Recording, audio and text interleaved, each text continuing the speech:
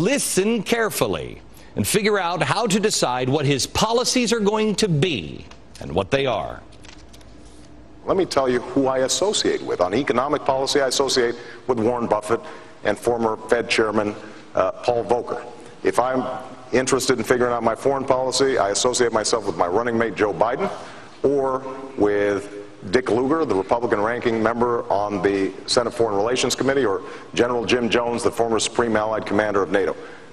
Those are the people, Democrats and Republicans, who have shaped my ideas and who will be surrounding me in the White House.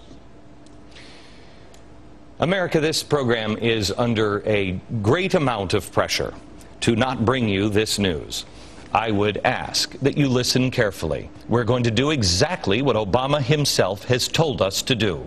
We have to find out about his advisors. Who is shaping his opinion? Who is surrounding him? We know it's not based in eugenics, but what is it? You see, your voice isn't going to be represented in the war room in a crisis situation. And right now, that's all anybody is talking about in his advisory ring or here on this floor in the studio. We're only talking about if there's a crisis, what will they do? Whose voice will the president hear?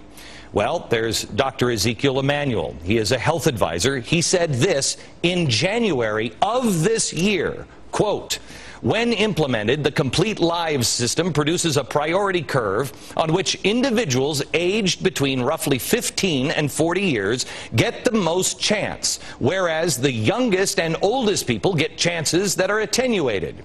The science czar, John Holdren, says, quote, "The fetus, given the opportunity to develop properly before birth and given the essential early socializing experiences and sufficient nourishing food during the crucial early years after birth, will ultimately develop into a human being."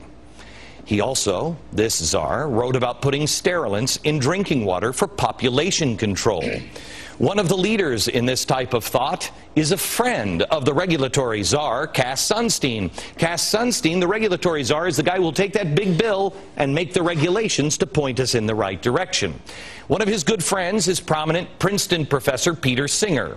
In July 2009, this last July, in the New York Times, Peter Singer wrote, "Why we must ration health care." He wants to do it now. In that, he talked about the number of lives we could save. Saving the life of one teenager is equivalent to saving the lives of how many 85-year-olds? His answer is 14. You also have Rahm Emanuel's brother Ezekiel saying this in November 1996. Conversely, services provided to individuals who are irreversibly prevented from being or becoming participating citizens are not basic and should not be guaranteed.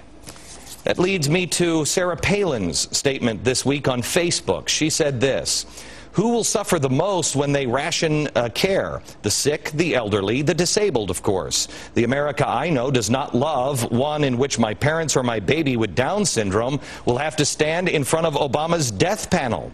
So bureaucrats can decide based on subjective judgment of their level of productivity in society whether they are worthy of health care.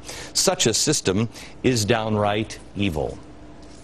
Is it truly crazy to have these conversations? This is the stuff that they're now saying out loud. What are they saying to the president behind closed doors when we aren't there to watch it? I guess we won't know because we'll all be too focused on that emergency that would start the rationing. And the czars don't have to answer to anyone.